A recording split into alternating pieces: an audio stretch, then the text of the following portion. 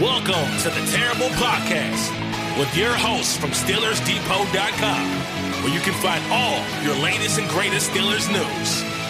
It's Dave Bryan and Alex Kozora, always lit, talking Steelers.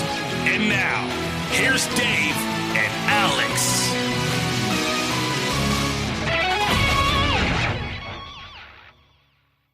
Welcome to the Terrible Podcast, Season 13, Episode 68. He's Dave Bryan. I'm Alex Kozora, SteelersDepot.com. Thanks for being back here with us this Friday. Steelers Nation, a very important Week 17. It's still hard to believe we're having an honest and earnest discussion about the Steelers being in the playoff hunt, but they are. Hopefully they will remain that way come kickoff on Sunday night against the Baltimore Ravens. But, really happy to just be in this position in the first place, Dave. Yeah, absolutely. It is amazing that, there are some, kind of realistic scenarios to some degree.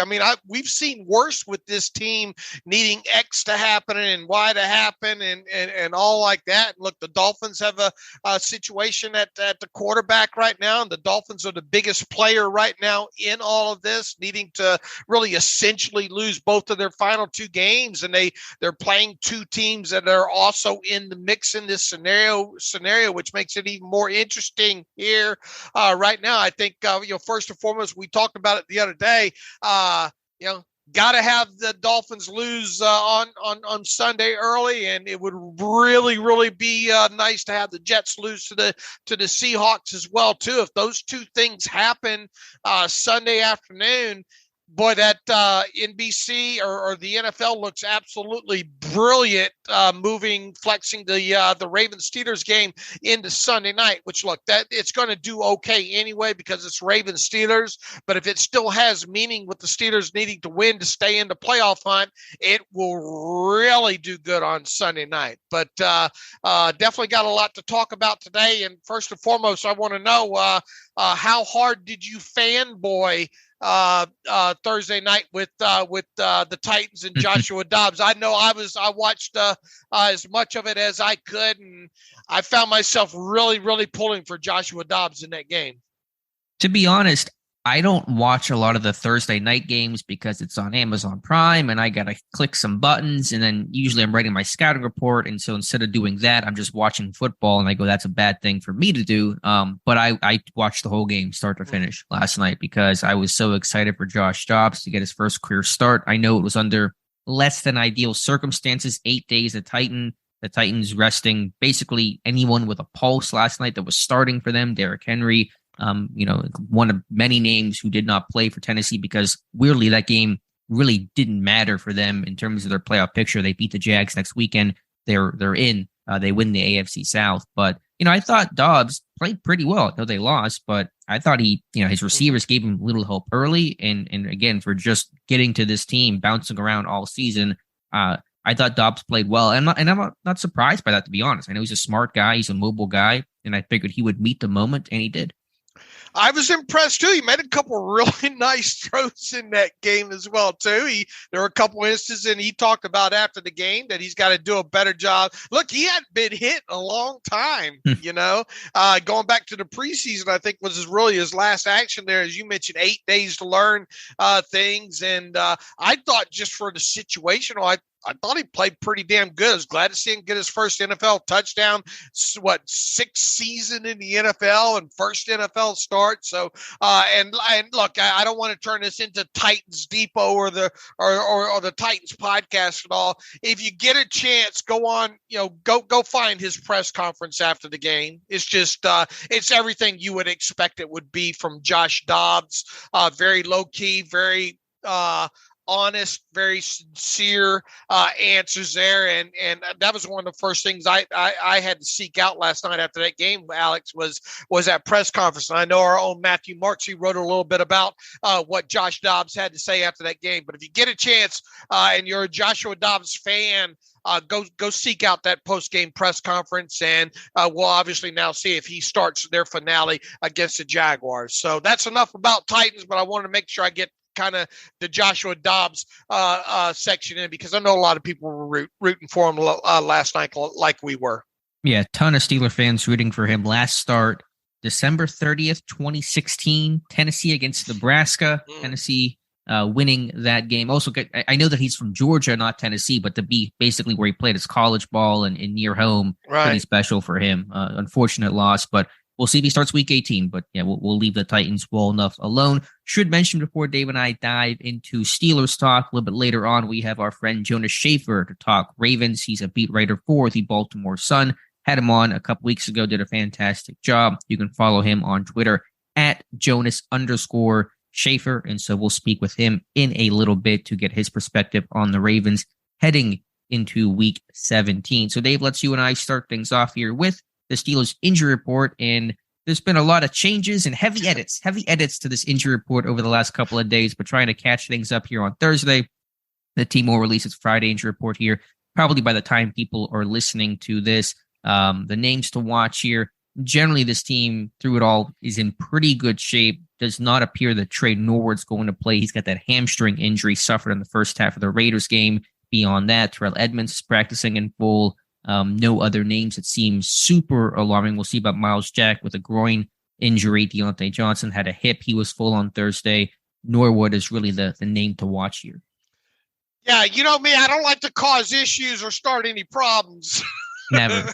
with anything here. It is funny to see this the way this injury report kind of went this week. There were some clerical errors, correct? And anyway, it's not a toe with Deontay Johnson. It's a hip. To my understanding, it was listed as a toe on Wednesday. The toe bone must be connected to the hip bone. Anyway, hip full practice though on Thursday. It sounds like he's good to go. Larry Ogunjobi is the one with the toe that even though he hasn't practiced the last couple of days, I would expect him to be ready to go come Sunday night there. As you mentioned, Alex, Miles Jack going to be interesting to see what happens there. I have to think that he'll try to play through that groin injury again. However, probably going to be limited on the snap count. And as you also mentioned, it's really not looking good. And it didn't look good from the moment he went down in that early in the first half in the game against the Raiders. Trey Norwood immediately grabbed, looked like somebody shot him in the hamstring there. And he grabbed for it and probably not going to play. The good news, looks like Terrell Edmonds will make it back this week. At least we hope he does from that hamstring injury. So to the real name, the two people I think to watch on Friday are going to be Trey Norwood and Miles Jack, but I would expect Trey Norwood to probably get a doubtful or an out tag later today. And assuming he does not play, Elijah Riley should become the dime defender, although I don't know how much dime defense will be needed in a heavy Ravens game like this one.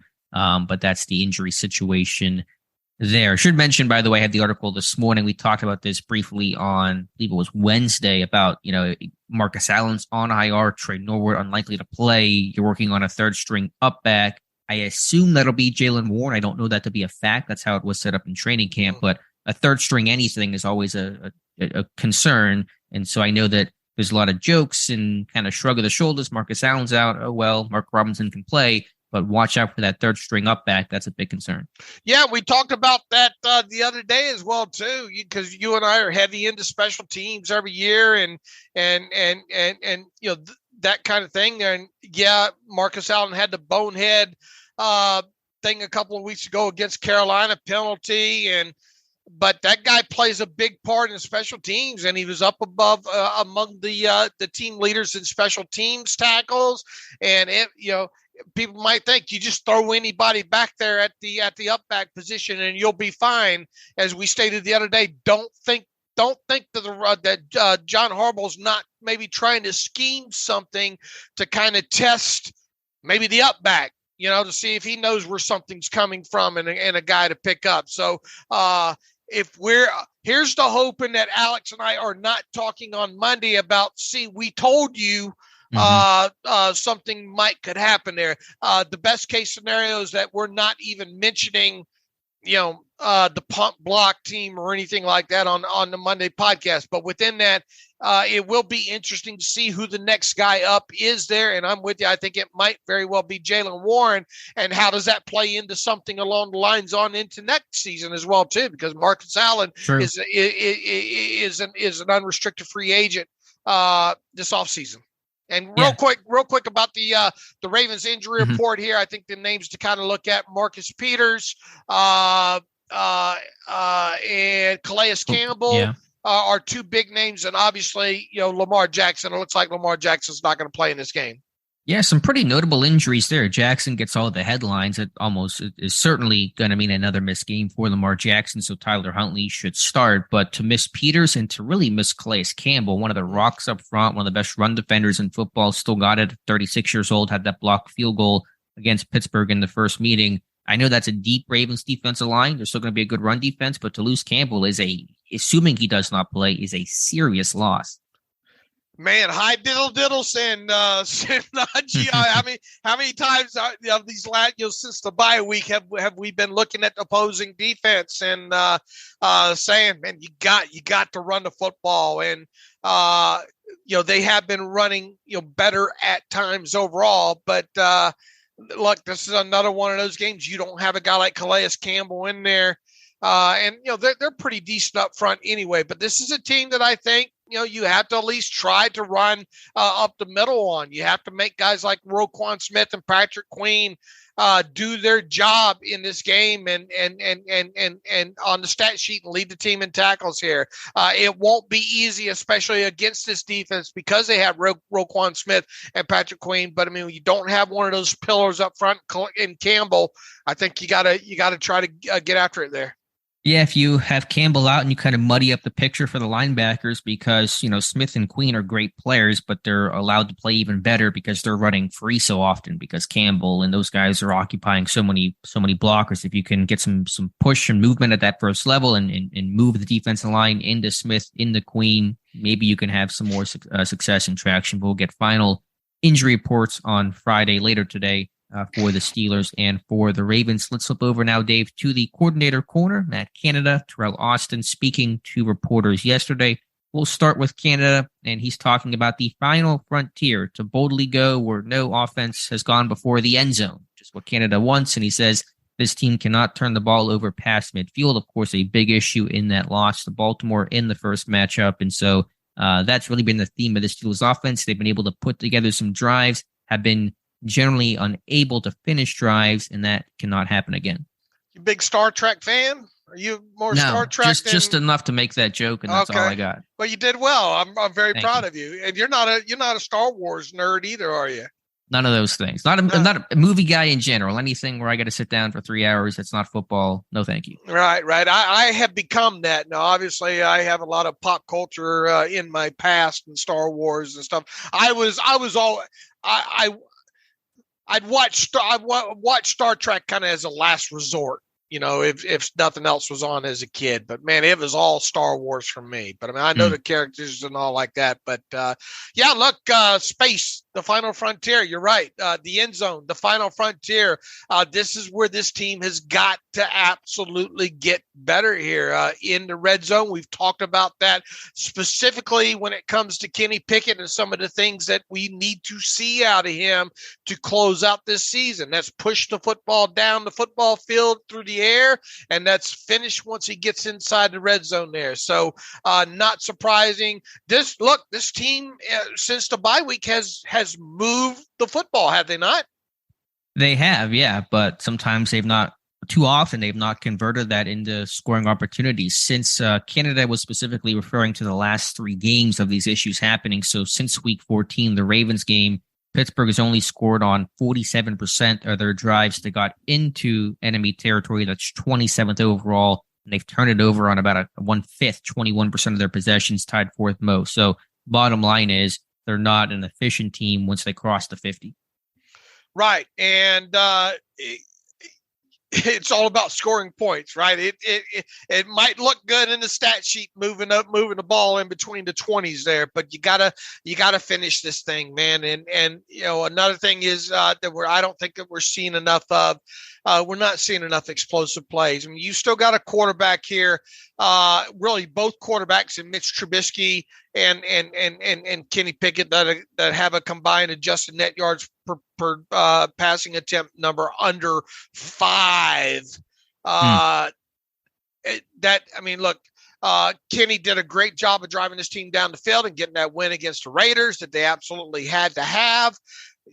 This is not sustainable. What we're seeing here, we have got to see this team somehow, either on the ground or through the air, have more explosive plays, because it's not sustainable to have 12, 13 play drives, go down the field and score touchdowns. It's just not. And we've got to see the elements of the explosive plays. And then more importantly, we've got to see when this team gets in even the high red zone, just outside the red zone, them get the points on the board that way. You just cannot kick field goals in this situation, and you obviously can't turn the football over. Right. On the season, on drives to get past midfield, the Steelers have only scored on 58.2% of those. That's 29th in the NFL, only ahead of Denver, Green Bay, and Indy. And so, again, the theme of this year, because, again, the stat was, I think, in the Panthers game, I assume it's still true, the Steelers lead the NFL in 10-plus play drives. And so that means they are moving the football, believe it or not, but they've just not been able to finish, settling for too many field goals, too many turnovers, and just they've been better in the red zone lately, but just trying to get into the red zone has also been a challenge. Right. And look, I mean, we saw this last game against Baltimore, right? They were able to move the football, but had key turnovers by Trubisky. Once they get down there, they obviously can't do that this time. So it's going to be interesting to see. These two teams obviously know each other well. The Ravens probably not going to have Campbell and Peters this time, and those are two big names in that deal. Mm-hmm. We'll talk obviously with Jonas, and he'll tell you a little bit more why that might be a little bit bigger issue in this game here. But there's no reason for us to think that this team can't move the football down the field this time. And then now we have to see this team finish once they get either in the red zone or in the high red zone. And points, you got to put points up, a lot more points up on the board this time. Definitely. Anything else from Matt Canada that he said that you wanted to discuss? No, it's a lot of it sounded to me like a lot of the same stuff.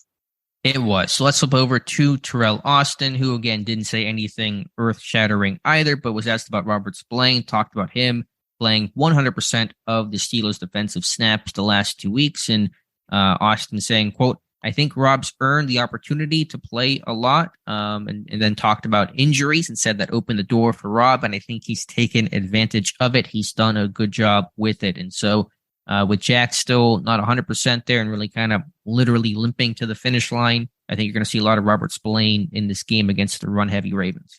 Yeah, it's almost like The Officer and a Gentleman, which goes way over your head there. I've got nowhere else to go. The Steelers have nowhere else to kind of turn to except really kind of a Mark Robinson type player. If they're wanting experienced players right now, Miles Jack is. I mean, I think we're going to find out.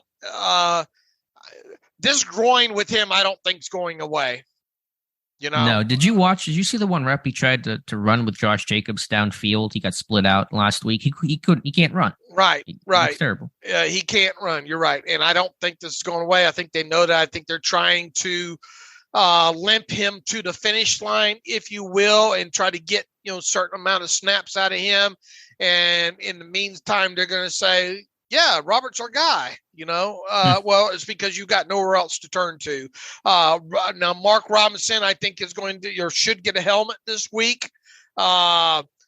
Is he a guy maybe that you can, look, there's such a run heavy team and Robert Spillane fits that on the other side, and Devin Bush has been playing better. To some degree, it's obviously not enough there. So I think the biggest question I have here going into this game, you're going to have a lot, two linebackers on the field at the same time, obviously in this game inside. have they seen enough out of Mark Robinson to maybe put him in some of these situations to beat a missile and play downfield and try to blow things up? Yeah, I think Robinson is going to play. Whenever you allowed 215 the last time out just a couple of weeks ago, you're probably looking for a couple of tweaks and changes to try to fix things. And Pittsburgh, in that Panthers game, ran that 4-4 defense with 4 down linemen and 4 linebackers, one of them being Mark Robinson, replacing and subbing out or subbing in for Devin Bush. And so some of that's personnel based, what the offense does, but because Baltimore's a heavy team with a lot of 22 personnel, 21 personnel, I think you're going to see some of that 4-4 type looks. And so there's probably going to be an opportunity for Robinson in this one, but Spillane should probably be the every down guy again, I would imagine. And it's funny, this team has tried to go through so many linebackers and bring in free agents and trade for players and draft players and all those kinds of things. And at the end of each year, who's sitting there is Robert Spillane. Yeah. I mean, he's just there at the end of every single year, not playing great football, but they like him. They trust him. He's smart. He did not play good run defense against the Ravens, but nobody played good run defense against the Ravens. And so as much as they try to find other options, all roads lead back to Robert Spillane. As Hines Ward would say, you got to take your hat off and hand it to him, right? Look, for the Steelers to win this game, Robert Spillane probably going to have 12 tackles, right? And I'm not talking about 6 of them being more than 5 yards down the line of scrimmage. I'm talking about he's probably going to have 12 tackles with a good 8 of them within 3 yards of the line of scrimmage, right? Is that fair to say that stat box scouting after the game that should show up?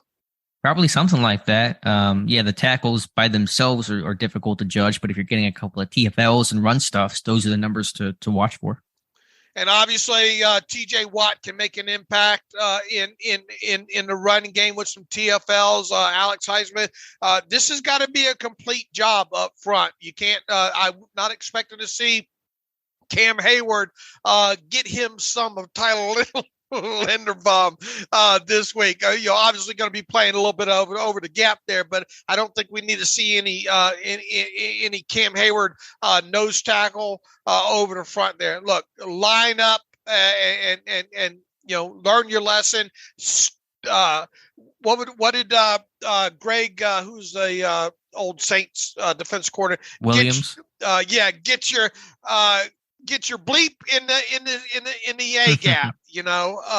Know where you're supposed to be on the field. Don't try to do much. Get in your gap and let the other guy make sure he's in his gap. Don't try to do too much because you know what's coming, right? You want a seal here and a seal here, and you want to run the ball in the alley. That's what they're going to do. They're going to try to bludgeon the Steelers again with a running game. Dave is recording this podcast in black and white today. He's actually doing this from 1963, and that is don't lie. You love that old footage, and you wish that we had full games from 1964 or 65 because we would be kids in the candy store, you and I, if we had that. Yeah, you love the Vince Lombardi quote there, but it is so appropriate for this game. Both teams are looking for a seal here and a seal there in an alley to run to because both teams' identities and paths to winning runs through and revolves around the running game. So absolutely on that. But yeah, we'll see what Pittsburgh has. Teryl Austin did kind of hint at some schematic changes. Again, I think that 4-4 look, getting Robinson on the field, getting the Marvin Leal on the field will be something they sprinkle in this game. Anything else from Teryl? Yeah. Say again. I lost the last part there. Oh, cut out. I think Teryl Austin in that interview hinted at schematic changes, and I imagine that 4-4 defense with Mark Robinson, with the Marvin Leal, will be something they sprinkle in during this game. Yeah, look, you got to make Huntley beat you with his arm, right? Yeah, the difficulty with Huntley is that, he's not been a featured runner for them the way Lamar's a featured runner on their zone reads. He's used around goal line, quarterback power, third down, some of those big got-to-have-it moments. They are probably protecting him because if he gets hurt, as what happened in the first matchup, now you're on Anthony Brown, your third-string rookie, and you don't want that. But you have to respect his running threats. You still have to account for him as a potential threat on zone reads. It's not where you can always attack the back. So he's not really running a lot between the 20s, but you have to act like he is, and that's kind of the tricky dance. Look, you'll see within the first, 10 snaps of the game, you'll see T.J. Watt mesh charge him and put him on his butt. Yeah, you want to be aggressive and let him know that you're thinking about him, even if he's not been a big threat. But again, Huntley, not a big threat in that first game with his legs, but they still ran for 215. It was so dominated by Dobbins and by Gus Edwards. So anything else from Teryl Austin, Dave, that you want to touch upon? No, sir. I think you did a good job there. He did seem to downplay a little bit about leading the league in interceptions. He's always been a turnover guy, and every former DB's coach wants to take the football away. But whenever he got hired, some of the stuff that I was researching on him, some of the clinics that he's done, very much, I want to be top 5 in takeaways. And it sounds like Grady Brown, the DB's coach, has upped the ante and says we want to be number 1 in interceptions. And currently this group is with 17. And so that's been the mark. And the DB play has been up and down this year, but they have done a good job to catch the football and create those splash plays. Probably should have 20, though.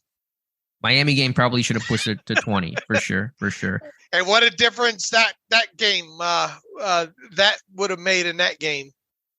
Absolutely. So that covers the coordinator corner. So we'll take a pause here. I think it's a good time for us to break and bring in Jonas Shaffer. He is a Ravens beat writer and reporter for the Baltimore Sun. Had him on in week 14, having him on again now. You can and should follow him on Twitter at Jonas_Shaffer.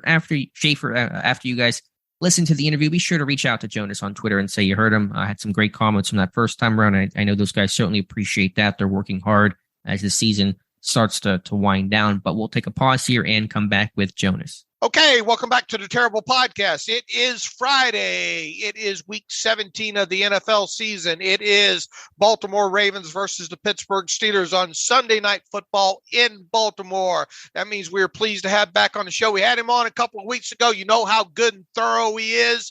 He definitely is going to be a favorite of Steelers Nation here. Jonas Shaffer. Jonas, you can follow Jonas on Twitter at Jonas Shaffer _Shaffer. That's JONAS_SHAFFER. He covers the Baltimore Ravens for the Baltimore Sun. And you can obviously get to that at their website. Make sure you follow his Twitter feed for all updates related to the Ravens. With all that long introduction, Jonas, welcome back to the Terrible Podcast with Dave and Alex. Dave, Alex, thanks for having me, guys.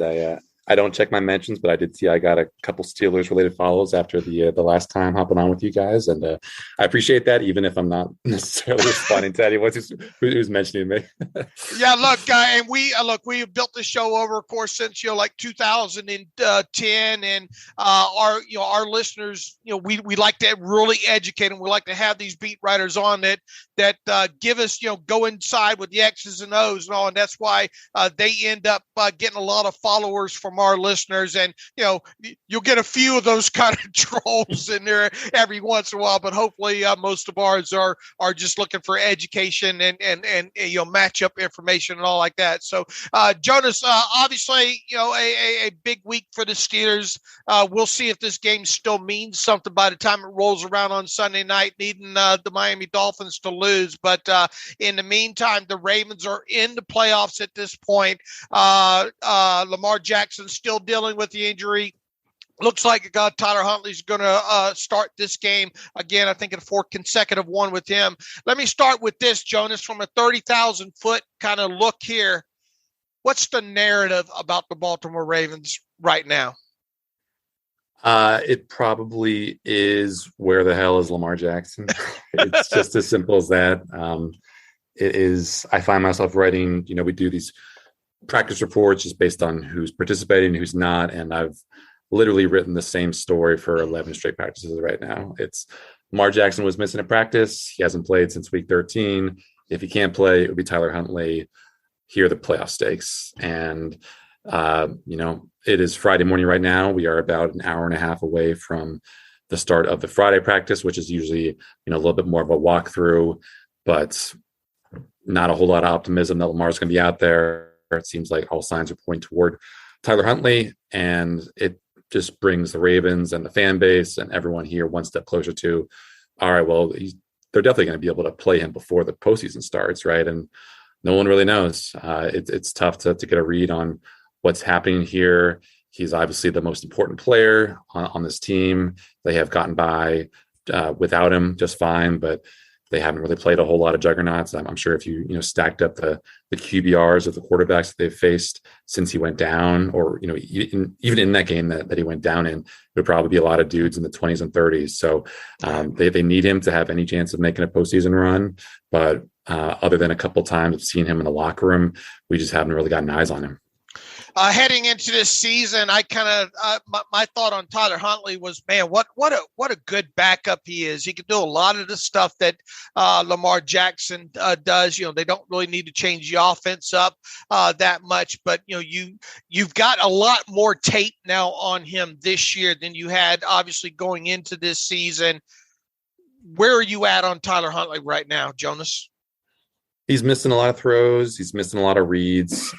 He's a quick trigger kind of guy, which with how close, these safeties are playing to the line of scrimmage, maybe works against him. Obviously, he does have the athletic factor, which I think does a lot for this run game. I mean, if you go back and look at that, 48-yard run that I think J.K. Dobbins had in that first game against Pittsburgh, it's Minkah Fitzpatrick who's basically shadowing Huntley as he fakes the keeper on that zone read or that option handoff, because he has to respect him bouncing it outside. And obviously that gives JK the space it needs to take another 15 to 20 yards. And obviously, the Ravens end up scoring on the next play. So you do have to respect him, but, out of structure, he hasn't really done a whole lot. Obviously the receiving talent here outside of Mark Andrews is not all that great. Devin Duvernay, who did a couple nice things against Pittsburgh, I think in that first game is obviously out for the year, along with Rashad Bateman. So now you're looking at Sammy Watkins, Deshaun Jackson, Andy Isabella, maybe. It's a very 11 personnel avoidant team, and with Tyler Huntley, you just hope that he doesn't make the mistakes that it can maybe cost the team in a game like this. He has done a good job of that for the most part. He doesn't really take a whole lot of sacks, although he can kind of pat the ball sometimes when he feels that pass rush coming on. But yeah, I mean, it's not been the step forward. It's not been the carryover of quality of play that we saw last year when he had a couple of really nice games. You can blame the receiver talent, but this offensive line is a lot better than it was last year. So you would maybe expect some makeup there. So obviously he's not going to be the best quarterback on the field on Sunday, even with, Kenny Pickett's kind of ups and downs sometimes. Jonas, to stay with Huntley, do you feel like the team has confidence in him? Obviously, they really tried to manage how much he's throwing the football. I think against Atlanta, he had, 17 attempts or 12 attempts, just didn't have to do a lot. Is that a lack of confidence in him, or is that just recognition that the receivers are hurt? There aren't a lot of weapons besides Mark Andrews, and we have a really good run game, so we're going to focus on that. So is that more of a statement about just the strength of the run game or the weakness in Tyler Huntley as a passer? Yeah, I think it's a reflection of their belief in the run game. They've basically averaged 180, 190 rushing yards per game over the past 3 games, I think, since that Denver game. They are not throwing out a lot of wide receivers. Like I said, they are confident to throw Pat Ricard in there as a fullback, Josh Oliver as a tight end, Nick Boyle as a tight end. Obviously, you have Mark Andrews, who's a de facto wide receiver, lining up at tight end sometimes. So they just, if they can get away with only having their quarterback pass the ball 15, 16, 17 times, they're fine with it. It hasn't, of course, led to explosive scoring days, but they've had a good defense. They've really just shut teams down in the red zone the past couple of games. They've gotten enough from their special teams, although they have been a little bit shaky there. So they're just doing what they can, and holding their fingers and holding their breath that Lamar's going to come back at some point, because obviously right now the current offensive performance is not what you would expect to be a postseason winner. But they're just kind of putting things together with scotch tape and prayers, and so far it's worked. I mean, they're 3-1 since Lamar went down. Sure. One guy that really impressed in that first matchup against Pittsburgh along that Ravens O-line was rookie center Tyler Linderbaum. Thought he had a really good game overall against Cam Hayward, just against that Steelers defensive front. Does he look like the guy in the middle for the next decade? Do you get that sense, or is it still a bit too early to really judge what his career arc may end up being? Yeah, I think that's fair. I mean, I think there's a lot of investment by the front office in him being that kind of player, because obviously they got rid of Hollywood Brown, and traded away Hollywood for the draft pick in the first round from Arizona that became Tyler Linderbaum. And, I don't think, I think the Steelers maybe learned a lesson somewhat from that first Baltimore game. I think they were trying to take a page from the Giants playbook where they were maybe getting a little too, fancy or silly with some of their pre-snap moving around, trying to draw the Ravens into a false start penalty. I don't think that worked any of the times that they did it. And, you saw maybe, Cam Hayward get out of position, lines up as the zero tech on that long Dobbins run, which I don't think he normally does. There's a lot of optimism about what Linderbaum can do. I think his pass protection is stabilized. He can still get worked over by the Dexter Lawrences and the Quinn Williams of the world, but as a run blocker, he's smooth. He can get to that second level. And, when he, is able to combo block with Kevin Zeitler or Ben Powers and reach that middle linebacker, he can get there quicker than maybe any center in the league. And obviously the Ravens don't need a lot of invitations for J.K. Dobbins or Gus Edwards to burst through those holes up the middle. Jonas, you look at the all 22 tape from the last couple of weeks and specifically this last game against the Falcons. And it was easy for us to put our scouting report together on the side on offense, especially on the offensive side of football. It's a seal here, it's a seal here, and you run the ball up the alley, right? There's nothing mystical about what the Ravens did. Looks like they're going to try to do again in this game. Let's run the football. Let's get these offensive linemen on the move. Let's run this misdirection and let Huntley leak out the back door kind of stuff.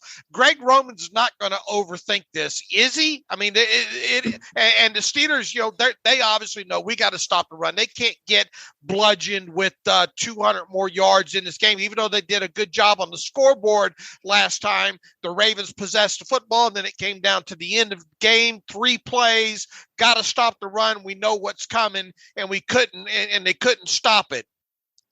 Long story short, Roman's not going to overthink this, right? We'll see, guys. We'll see. I don't know if either of you watched the Ravens-Browns game, but they were rolling on the ground in that one. Obviously, they were trailing, but comes the fourth quarter, and they hand the ball off once to Gus Edwards for 4 yards, and that was it. They were down, I think, 10 points or 7 points at that point, but Greg Roman just completely abandoned the running game to the dismay of a lot of Ravens fans. And even against Atlanta, they were up and looking to put the game on ice.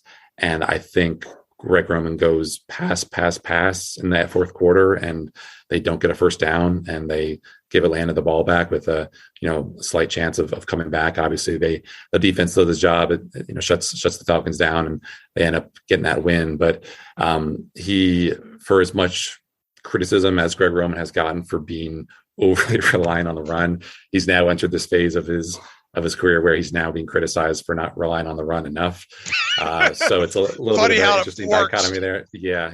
You don't know what you got until it's gone, right? Right. So I think it's going to be I'm really fascinated by whether just how much Pittsburgh can bow up as a run defense. I mean, just looking at some of the stats last night when I was putting together my preview, since basically TJ Watt came back, the top 2 run defenses in the NFL by DVOA are the Ravens number 1, which is not a surprise, right, and then the Steelers number 2, which kind of is a surprise because the only time that I got to see the Steelers run defense 200 yards running all over them. But you wonder also on the Ravens offensive side of things if they are maybe due for a bit of a come down. I have access to some of the NFL next gen stats stuff, and right, so for the past 3 weeks, J.K. Dobbins and Gus Edwards are combined averaging 3 rushing yards over expected per carry, which is just an absurd statistic. Like you look at the season long leaders, and it's like the Bears running back Khalil Herbert at like 1.3 or 1.5 or something, over the entire season. So you're talking about 2 of those guys, if you split that total in half, basically being the best in the NFL over the stretch in terms of getting as much as possible, leaving no meat on that bone. And I don't know if that's super sustainable. Some days it's Dobbins, some days it's Edwards, who's, going to max overdrive. But obviously I think Mike Tomlin's going to probably have some better answers for this Ravens run game in round 2. Defensive side of football, Calais Campbell and Marcus Peters, it sure looks like they're going to miss this game. Correct me if I'm wrong there. And on top of it, pretty good matchup the last time, Marlon Humphrey versus George Pickens. And, Marlon had some nice praise for George Pickens after that game. Is that something that the Steelers need to try to exploit more? Or when Marcus Peters, if he misses on the other side, are we going to see is that the side to kind of attack over there? Yeah, I mean, the interesting wrinkle with Marcus Peters likely being out and, hasn't practiced this week, don't expect him to practice today, is that he is basically a one-sided kind of cornerback, Sauce Gardner right. in that Jets cover 3 system. Obviously, it's a little bit different because the Ravens aren't wedded to a cover 3 system. But he, if you are Mitch Trubisky and you see Marcus Peters out there, he's going to be to your right every single time. And with him not playing, the Ravens can get a little bit flexible with how certain receivers travel with certain cornerbacks. Obviously, they are playing much less man-to-man coverage than they did under Wink Martindale. So it maybe becomes somewhat of a moot point if Marlon Humphrey's passing off George Pickens to the linebacker or the safety or whatever as part of his zone drops. But if the Ravens, for instance, want Marlon Humphrey lined up over George Pickens every time, then they can do that. And you couldn't really get that advantage when Marcus Peters is playing because he's just a one-sided player. Right. So the drop-off from Marcus Peters to Brandon Stevens, I think, can be substantial. I think Brandon Stevens, who's their number 3 cornerback basically at this point, or number 2 right now with number 3 normally, can be substantial because he's liable to give up some big plays. He is a better run defender, which might come in handy if the Steelers go back to trying to pound the ball with Najee Harris. But I think it's going to be a clear advantage for whether it's Deontay Johnson or Pickens when they are matched up with Stevens. But again, if the Ravens can win just enough reps and they trust Marlon Humphrey to do a better job defending the long ball this time, as opposed to week 14, then they should be in a better spot. But it's going to be really interesting to see just where the Ravens maybe take their chances with those 2 wide receivers. And then on Calais Campbell, is he expected to play or is he going to miss this one? Yeah, I mean, he's still got a pretty pronounced limp when we see him in the locker room. Hasn't practiced this week, so I don't think we'll see him out there. But they do have some pretty good depth up front. I think the biggest detriment to not having Calais is just the pass rush. They aren't getting as much of a inside push as they normally would. Broderick Washington's a really good player. Just Matabike is a terrific run defender, but neither really has the kind of oomph that you get from Calais Campbell as a pass rusher. So they've really struggled to get after the quarterback on play action passes. I think if you go back and look at that first Ravens Steelers game, I think Mitch Trubisky had all the time in the world to throw off play action, and the Ravens just maybe because of how gap sound they are when they try to defend the run, maybe they aren't as aggressive enough in getting after the passer on some of those run fakes, but they're going to need to get in, in Pickett's face on Sunday because they just haven't done a good job enough of that, a good enough job of that. And, not having Calais, I think is a pretty big loss, although I don't think he's going to be, out for super long. I think they'll probably get him back for the postseason. And the Steelers field goals are safe. Yeah, right. To say nothing of that. On the same page there. Wanted to ask you, Jonas, about Justin Houston. Super hot start, 8.5 sacks his first 9 weeks, just a half sack since. I know he's still playing. Maybe the role's been reduced slightly. What happened to create that hot start and now the pretty quiet back half of the year? Yeah, I think he was just in the right place at the right time for a lot of the pass rush games that they were working with. You're right that it has. I think he's still been their most productive pass rusher, but I think his pressure rate, I was looking at this last week, was like down. He was, maybe in the 80s or 90s in terms of all, NFL players or all NFL edge rushers. And that was the best, pressure rate among the Ravens defenders basically since the bye week. So, he's an older guy. I don't know if there's any wear and tear on his body. They do a pretty good job of managing his snaps, but they just haven't really been able to find a guy who can, bend the edge like the Steelers have. So maybe he's due for a bounce back game, but they just haven't really been able to find the kind of winning combination of players to affect quarterbacks on the edge there. I mean, most of their effective pass rushing honestly has come from their inside linebackers, with Roquan Smith blitzing or with Patrick Queen blitzing, or one of those, two guys just having the middle zone and coming up and bringing down a quarterback as he starts to scramble and bringing him down before the line of scrimmage. So, Mike Macdonald's a creative designer, a creative play caller, but he definitely needs more from some of the guys up front, because Adafe Owe, who was obviously a first round pick last year, just hasn't done a lot. Tyus Bowser coming off the Achilles tendon tear. Credit to him for being another good run defender, another good pass defender. They ask him to drop into zones, but just doesn't have the burst that he had last year, which is understandable. So, like I said, they're going to need more from the pass rush, because if not, they just don't have the manpower at cornerback, I think, to withstand some of these 3-second pass plays. My last question for you, Jonas, and I'll let Dave finish things up. I say this a little bit tongue-in-cheek, but is Justin Tucker immortal now? Is he finally falling back to earth a little bit with some of the missed field goals? I know he's still a great kicker, but he's missed a couple. He bleeds his own blood now. He does. I think, one of the kicks we talked to Chris Horton, who's a special teams coordinator here yesterday. I think one of them was just a breakdown up front along that line, one of the blocks. Another one was just, the weather, I think, having to do something with maybe how he kicked it or how the ball came off his foot. It is strange that he made the Pro Bowl. It's not strange that he made the Pro Bowl, but it's strange that he made the Pro Bowl, despite having what is now basically, I think, the worst field goal accuracy of his career. Maybe it might have changed since the last game, and he made a couple against Atlanta, but pretty much the only time that he misses is outside 50, and they ask him to make a lot of long kicks, especially with how this offense can kind of get stuck in the mud once it crosses midfield. So I think, I don't think he's missed a kick in Pittsburgh since his rookie year.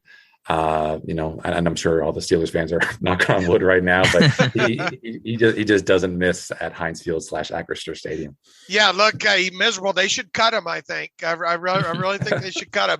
We'll wrap up here. David Ojabo, what's the feel about him? Obviously missed a lot of the season here, but he's got the motor running again. What's your quick early thoughts on him, Jonas? We've only got eyes on him for one defensive snap, Dave. So not a whole lot of tape to go off of. Practice wise, got the motor running and all.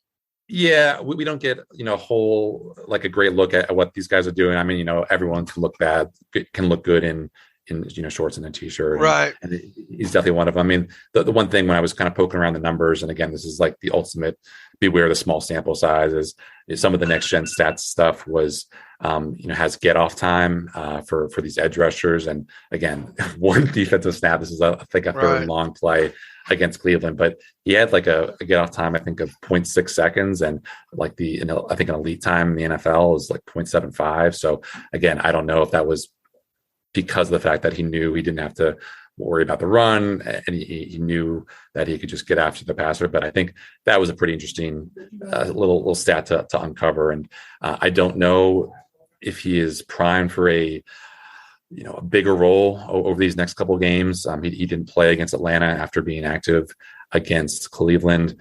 He played more on special teams when he did play against Cleveland than he did on defense. Maybe it comes to a situation where they really need his pass rush. He was not a good run defender in college. If you guys remember that game where Georgia just absolutely bushwhacked Michigan last year, I think they basically had to take him off the field because he could not set the edge there as a run defender. So he's got some learning to do there. But obviously the hope is that he can become a premier pass rusher and start next year. I just think, like with Tyus Bowser, it's a little bit unrealistic to expect a guy coming off an Achilles tear, especially as recently as March, to be a legit primetime player. All right, Jonas, Sunday night, what's going to happen here? Ravens going to end the Steelers season here in Baltimore. Ravens fans and Ravens obviously would love nothing more than that, to get a sweep over the Steelers. How many field goals for Justin Tucker in this? Or give us a final score. What's going to happen? I think I had 2 Justin Tucker field goals, but I had a Steelers win, 17-13. I just think, Mike Tomlin's a great coach. I think he's going to have better answers for this Ravens run game. I don't think, obviously, Mitch Trubisky had some really high highs and some really low lows against the Ravens. I think Pickett probably will have a little bit more of a steady heartbeat and not throw away some of the points that he did and some of the opportunities that he had in the red zone. So, I think it's just going to be a classic Ravens Steelers slobber knocker. I really don't have a great sense for what will happen, but I just don't see the Ravens running for 200 yards. But if they do, I mean, watch out, because this is obviously a legit Pittsburgh run defense. You say 17-13 Steelers in, right? Yes, sir. Mm-hmm. All right, great. Jonas, look, we appreciate your time, especially this close together in these two games. We know you're a busy guy, got to cover the Ravens. You're even, I think, at the facility right now. Alex and I want to have you on during the offseason and all, talk a little bit of Ravens as well, too, and hopefully you'll join us come then. But in the meantime, Jonas, we'll send people to BaltimoreSun.com to read your stuff and get you on Twitter at Jonas Shaffer. Jonas, happy Friday. Enjoy your weekend. Enjoy the game. And thanks again for joining Dave and Alex on the Terrible Podcast. Of course, guys. Thanks for having me. I'm looking forward to it. And welcome back to the Terrible Podcast. And again, our special thanks to Jonas Shaffer. Be sure to follow him on Twitter at Jonas_Shaffer. He's done an incredible job, and we're really happy to have him be our new Ravens beat guy. Yeah, and Alex and I will key in, had a couple of nice conversations with Jonas before and after the show there. And look, this guy wants to kind of be our go-to guy, and we're going to have some off-season conversations with him as well, too. He did note that several of you did reach out to him that last time around, and that means a lot to Alex and I. Look, as we wind this season down here, we've had quite a few newer beat writers, if you will, come on the show this year, and it's important to have these relationships with them. So during the off season, we can talk to a few of them, and then during the season, at a moment's notice, we can say, "Hey, in 2 days, can you be on the show?" So it really means a lot to Alex and myself, and really to beat writers as well too. If you reach out to them, if you're on Twitter, we realize a lot of you probably aren't on Twitter, but if you are, reach out to these guys on Twitter and say, "Look, thank you. I heard you on the Terrible Podcast. Appreciate your time." That's the biggest reward that these guys can get, is to for an opposition, fans of another team, appreciate them, if that makes sense. I know we talk about this all the time here, but it really is a big help to us if you do that and let these guys know that they're heard. Yeah, and we certainly appreciate everybody who tweeted at Jonas the first time around. I always try to at least interact with those comments where I get tagged in, just to say thank you and acknowledge that you guys are helping out, and it really makes those guys feel valued. So appreciate that again. All right, Dave, let's get into our own analysis and preview of the Steelers-Ravens game coming in Sunday night. This game being flex. Pittsburgh, of course, 7-8, and hopefully this game means something to them beyond just Steelers-Ravens. Ravens 10-5 in this one. Can you just recap just quickly one more time what the Steelers are rooting for in this weekend beyond, of course, beating Baltimore? Yeah, absolutely. Look, on Sunday, it's I'm not going to get into all the ties again. Yeah, here, just the nuts and bolts. The nuts and bolts. You need the Dolphins to lose to the Patriots, and you want the Jets to lose to the Seahawks. Those are the two main things. Look, if the Jets do beat the Seahawks, as long as the Dolphins lose to the Patriots, the Steelers game still means something, but it will mean a whole hell of a lot more if both the Jets and the Dolphins lose on Sunday. And look, I think that's a realistic proposition here. You got the Dolphins playing on the road against the Patriots. They're not going to have Tua in this game. They'll have, or at least it doesn't sound like they're going to have Tua. Teddy Bridgewater obviously would be the guy to start there. And as far as the Jets go, you got Mike White going against Geno Smith in this one. Geno's looked really good. This game is in Seattle as well, too.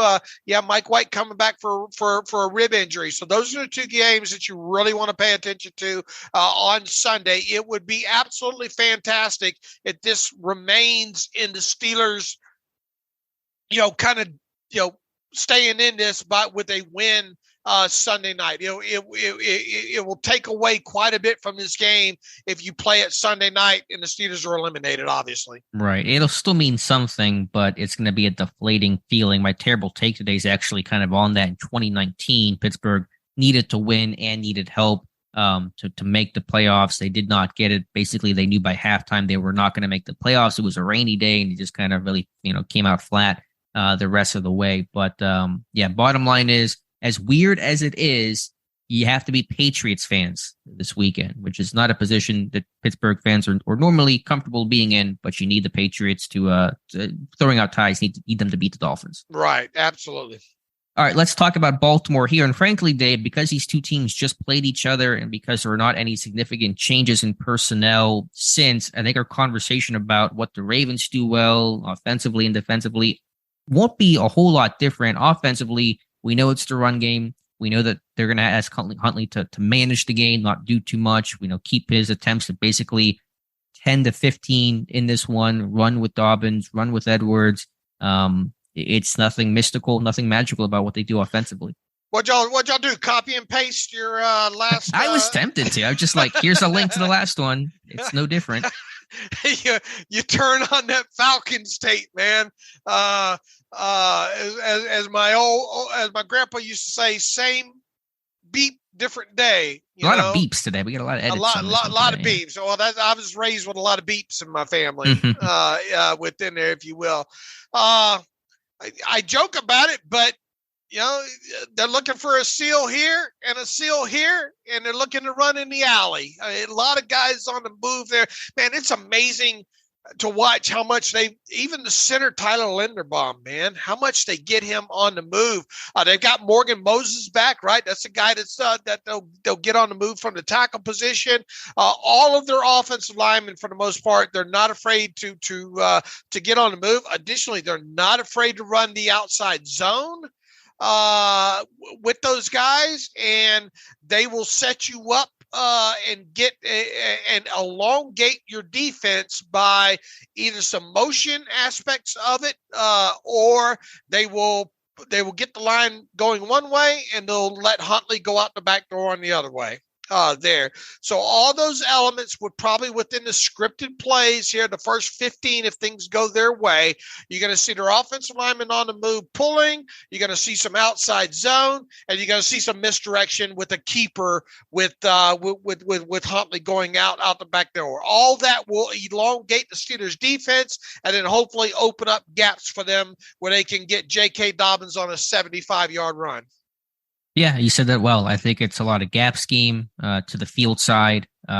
It's a lot of pistol. It's trying to get some downhill motion. It's maybe trying to hide which direction it's going to go. I think the Ravens are a pretty balanced team. They were in that first matchup where they're not going to be three tight ends to one side. They're going to line up 2 by 2. They're going to line up pretty balanced and be in pistol, so they can go left, they can go right. They have the same numbers on either side. It's really hard to know where their strength of the run game is going to be in terms of where they're going to have the bodies, where they're going to have the numbers. And so that makes it an additional challenge for Pittsburgh's defense. I will say, though, I mean, obviously, while schematically they're not really any different and the personnel besides quarterback hasn't changed dramatically, this offense has not been good with Tyler Huntley.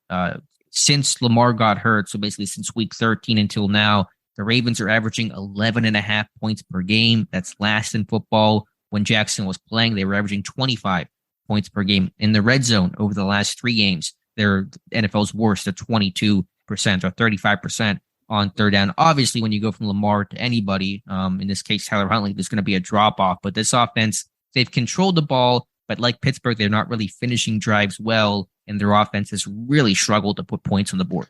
Yeah, also, real quick, if there's a guy that you want to take the lead pipe to, early in the game, it's probably Patrick Ricard.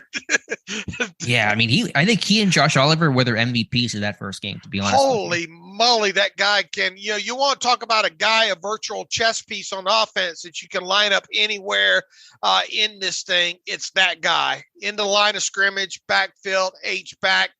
Split him out if you want to, put him in the back. That guy there is a wrecker.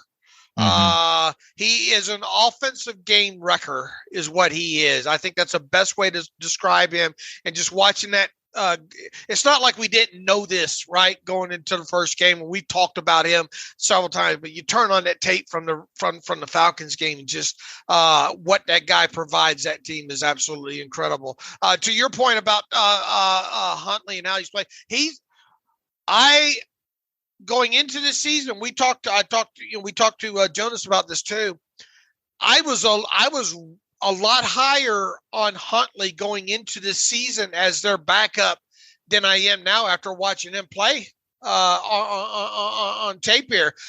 He has still made some good throws. There's a cover one man situation down the right side to, I think, Mark Andrews, which, by the way, that guy, I had to do a double take to think that wasn't a wide receiver on that play.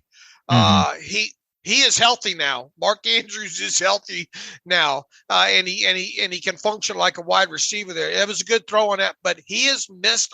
He is having processing issues, I think, Huntley, and he's not a guy that I think that you want putting it in the air 20 to 30 times a game here. So I think that's doubly important for the Steelers to get a lead in this situation, get him in the third down situations.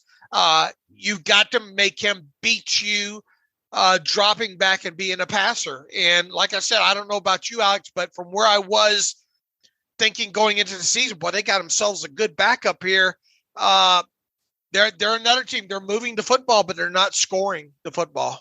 Right. And to your point, you want to force Huntley to have to put more on his shoulders than what he's had to so far. You saw in the Browns game, they tried to, throw a bit more. As Jonas talked about playing from behind in the second half, and it did not go well. Conditions were an issue that game, but still, Huntley could not move the football. Ravens scored 3 points. You got to create splash on first down. You got to get some tackles for loss. You can't allow them to even run for 3 yards consistently on first down because they're going to be in third manageable, open up the whole playbook, their boot game, their run game, etc. You got to get some splash on early downs that was the Panthers game. They got splash on early downs. The Panthers couldn't run the football. They had to throw on third and long. And generally speaking, with a couple exceptions, they struggled in those moments. They couldn't sustain throughout. And so that's got to be the mission here. Yeah, look, I think you've got to, and hope Greg Roman gets a little bit cute in this thing as well too, right? And I'm not expecting the Steelers come out and put 14-0 up on the board there, but maybe you do get enough stops early in this thing that maybe they try to get too cute and think they can become a passing team and all like that. Yeah, in their passing game, it's really no different. Mark Andrews on benders, they'll isolate him, backside 3x1, occasionally, especially end-to-half type stuff, got to have at moments. One guy who's kind of emerged, as Jonas talked about, Devin Duvernay, no longer. That receiver room's just been hurt by so many injuries this year to Bateman, now to Duvernay. But DeMarcus Robinson has not been a big play threat, but has kind of become Huntley's favorite target over the last 3 games. 19 receptions, 1 touchdown, by far the most receptions of any receiver on this Ravens team. And so there's one guy to look at. So it's the former Chief, DeMarcus Robinson. Yeah, look, he's kind of come out of nowhere, and he's kind of made a name for himself. He is a weapon now on this team for sure. Now, most of their passing game obviously wants to run through Mark Andrews, but he is a guy that can.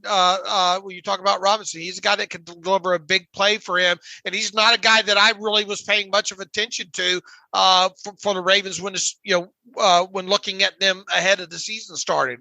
But he's up there in catches for them for sure, and he's a big weapon for them. One that can especially deliver a big play for them down the sideline. Yeah, now, generally speaking, it's been a shorter pass game. Huntley certainly gets the ball out much quicker. Lamar has the third longest snap to throw time in football at 3 seconds. I don't know exactly what Huntley's is. Next Gen isn't showing that for me, but I know it's a lot quicker than 3 seconds. And the bottom line is, and again, this is no surprise on the numbers, from weeks 13 to 16, the Ravens lead the league in rushes of 10-plus yards, and they're 30th in 20-plus yard completions with 5. And so, again, they are run first, run second, run third. Can you create some splash on first down? Certainly, Pittsburgh has to get back to fundamental football, taking on blocks, getting off blocks. They didn't miss a lot of tackles in that first game. They just really weren't in their gaps, and they weren't getting off of blocks. And you don't do those things, you're going to have a bad day. That's what Mike Tomlin said they had in week 13 or week 14, but they cannot have another bad day. Look, and we talked about this, how much blame do you put on a team that gave up the low amount of points like that but yet still gave up 200 yards rushing, right? Right. You know, where is the fine line there? Well, I think the fine line is that you can't let the Ravens possess the football as long. So you definitely got to get that to 200 yards down considerably, and in the same breath, limit them to the amount of points that they had on the scoreboard there. And I know that's asking a lot, but that's how this 2022 Steelers team has got to win, right? They've got to keep the score low, limit the other team on the time of possession, and possess the football themselves and score when they do get down in the red zone there. So you got to ask a little bit more out of your defense this time, and not give up that 72 or whatever yard run it was to Dobbins. And what was the other explosive play in that game? You remember? They did a good job overall, I thought, in that game. It was really just the one. It was the 44-yarder by Dobbins, which was the big play they had in that one. Right. They had the 44 to Dobbins, 25 to that deep one down the left side to Deshaun Jackson for 25. And then they had another short pass to Robinson that went for 23 yards. So they only had 3 explosive plays in that game, but one of them was a double explosive play that we talk about, and then that double explosive play was followed up with a short touchdown run there. So, right. You got to protect those blades of grass in there. I know, to your point, to ask a defense to basically hold a team to under, whatever it is, 15 points, 16 points is asking a lot, but both teams are rowing the same boat. I mentioned earlier, the Ravens are averaging 11.5 points per game since week 13, yet they're 3-1. And even in the game they lost, they only allowed the Browns to score 13 points. And so they won 17-9 against Atlanta. They beat Pittsburgh 16-14. They beat Denver 10-9. And so both teams have the same mission: run the ball and play excellent, punch even above your weight type defense to keep that score down. That's going to be the philosophy overall. So it's really no change, and both teams mirror themselves pretty well. And look, in that first game, they held Mark Andrews. They'll be lucky to hold Mark Andrews to 2-7 for 2 catches for 17 yards again. But if they can keep him, 3 or 4 catches, 40-something yards. They did a great job on Robinson overall, sans that explosive play there. He had 5 catches for 52 yards. It can be done, but you got to have better gap. You've got to be more sound up front in that, and they're not going to have Wormley. Remember, Wormley went down, and right. I think that was the game that Wormley went down in, and he was playing pretty good football at the time there. So people not named, we expect a better game out of Cameron Hayward than he had in the first time. I think Highsmith and Watt will be fine. It's what happens on that offense. on that defensive line, other than Cameron Hayward, and obviously the linebackers getting in those gaps. That is the single biggest key to this game is taking away the one dimension that they are pretty much on offense, and that's running the football with Dobbins. Yep. Need Montravius Adams to play well. Need Larry Ogunjobi to play well. I thought both guys have been playing better. Ogunjobi over the last 2 weeks. Adams had a really strong performance against the Raiders. Those guys did not play well at all in that Ravens game. Again, no one did, including Cam Hayward, including the entire front seven. But it's more than Cam Hayward. It is truly an 11-man job to defend this run game. And so everybody has to do their job. Yeah, look, if we're talking about another Ravens win on Monday, it's because they've rushed for another 150-something yards, and it's because Mark Andrews has, 6 catches for 80 yards and a touchdown. Exactly. So let's flip over to the Ravens defense here. And while it's still a really strong and stout unit top to bottom, they are dealing with injuries, as we talked about. Calais Campbell, Marcus Peters not looking like they're going to play in this one. And to me, again, Campbell is the big name here. Peters, good player, but Campbell, I think they're going to miss more because he is one of the rocks, one of their anchors, and makes up, for my money, the best run defense in football. Yeah, it really does. And, you've got to, as long as this game is close, you've got to try to run the football, I think, in this. You really do. And, that's something that they probably didn't do enough of in that first game with the closest, or at least not successful enough. They have got to try to run the football up the gut. They have got to try to get their offensive linemen out to the second level and onto Patrick Queen and Roquan Smith there. This cannot be, in my opinion, a game where Kenny Pickett has to drop back and throw 30 something times again. It just can't be. We saw this team have a little bit of the success once Mitch Trubisky came into the game, pushing the football vertically down the field on the outside. There's going to be, I think, opportunities to do this with them. They play a lot of zone coverage overall, but there are situations where they will be in man. So anytime that you get them in the man situation with those corners, Humphrey and the kid on the other side is probably going to play in place of Peters. That's when you probably want to go after them. Their linebackers are educated enough to kind of read. Look, they know what the Steelers like to try to do with Pat Freiermuth there. You need to mix that kind of stuff up there. We talked about at the end of the game what the Steelers did with Connor Hayward, and you need to show them some things that maybe they're going to look for, but you have wrinkles on them. I hope that we're talking after this game, Alex, about, oh, look, they've shown this the last couple of weeks, but here's what they did off of it, and it really fooled the Ravens in that, because you're going to have to out-scheme / out-execute this. To win this is going to be one of those 16-14 games, I think. Yeah, it's always low scoring. It's always tight. It's always coming down to the last final minutes. That's almost every single Steelers-Ravens game. That's the rivalry personified. I think when I look at this Ravens defense, not that it's a major surprise, but I think about the inside linebackers of Smith and Queen, and those guys do not leave the field. I'm talking about both guys. I mean, they played 90% of the snaps the last 3 games in every single game. 3rd and 10, 1st and 10, 2-minute, doesn't matter. Those guys stay on the field, and as they should. They're playmakers, and obviously their impact was felt in that first game. So as much as we talk about, generally speaking, over the last couple of years, throw the ball middle of the field, I don't want to do that in this game. I'm keeping the ball sidelines, keeping the ball away from 6, keeping the ball away from 18, because those guys are just so athletic, so good in coverage, playmakers.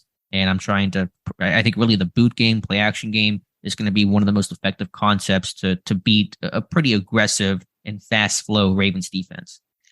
You're right.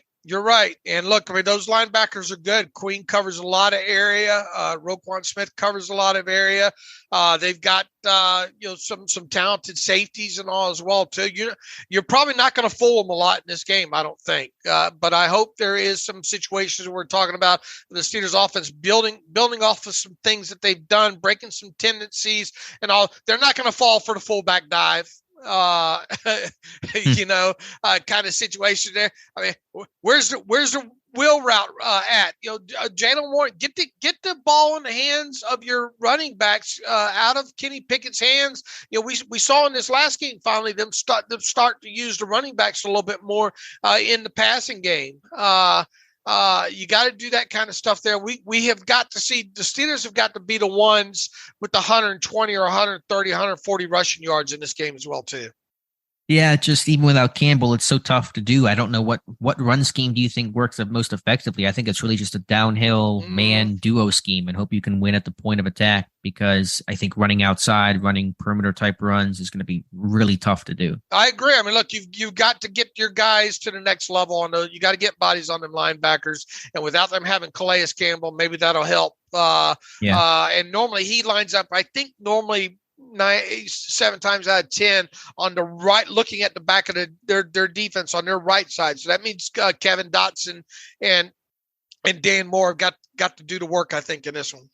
Yeah, and those guys are capable of being good run blockers, and they were against Carolina, I thought, for example. And so those guys have to step up in a big way and grow up a lot in this game. But I like I said earlier, I think they're not going to be fooled, but the Ravens are pretty aggressive, and they can be you're vulnerable to biting on some of those boots, and guys get open in the flats. I have a cut up of that to my Ravens scouting report. So that's something I'll lead on. Sideline throws, maybe testing Brandon Stevens if Peters is going to miss. Those are things that we'll look at as well. From a coverage standpoint, and players have talked about this all week, and Canada spoke about it a bit as well. Ravens played a lot of zone in that first matchup, and I thought Pittsburgh was a bit too static against the Ravens zone. They really weren't moving. They weren't finding the soft spots against zone coverage. On early downs in particular, the Ravens are their most zone heavy.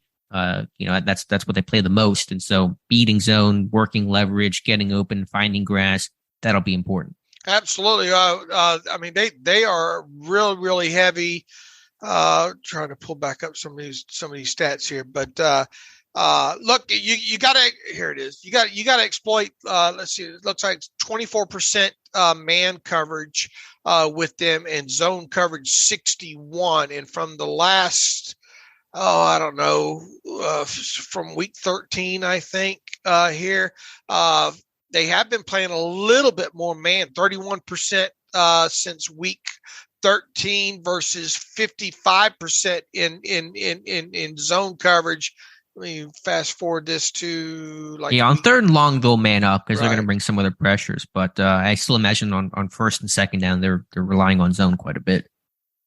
Let me pull those numbers here.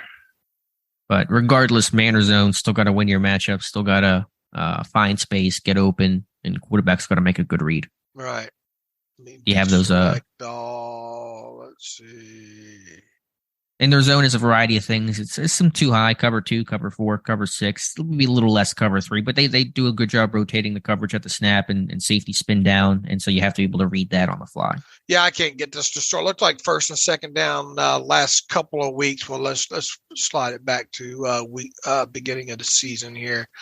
65% zone coverage on first and second downs. Okay, so you're seeing the uptick there, which is kind of what I saw on tape. Okay. Anything else when you think about the Ravens or their secondary, even without Peters? They got good safeties. They got Hamilton and Clark and Stone. Marcus Williams had a pick in his first game back against Pittsburgh earlier this year. Humphrey, I think he had a forced fumble. He's always one guy that punches the ball out as well as any cornerback in football. So a lot of threats to account for. Yeah, look, pick if you get some pickings on Humphrey, you got to try to take advantage of that like he did in that last game. But Brandon Stevens over there is just begging.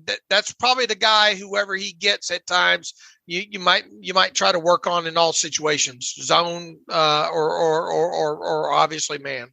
Yeah, I think so. I think schematically, really this can work against any defense. It's not specific or particular to Baltimore, but I think Canada has done a better job in recent weeks of using stacks and bunches to create free releases, moving Johnson inside of the slot, moving Pickens inside of the slot, just being less static and kind of being able to create some better releases and letting Johnson create space. And that'll be something that they'll have to continue against a talented Ravens secondary. All right, special teams. Need to see it play. Where's the plays been, Alex? We've been talking all season about special teams having to make a play. Somebody make a play. We really haven't seen a play since Steven Sims ran one back multiple. Who was that against the Patriots? Tampa Bay. Tampa Bay, right? We need to see a play. We need to see a turnover. We need to see this special teams unit deliver something. Yeah, I think that is always the difference in most games, but especially in a game that is going to be close, as tightly contested as Steelers Ravens. Again, what's the number in their meetings? Like the scoring the point differential between these two teams over the last 20 meetings is 5 points or 20 points or whatever it is, something insane, something super, super tight.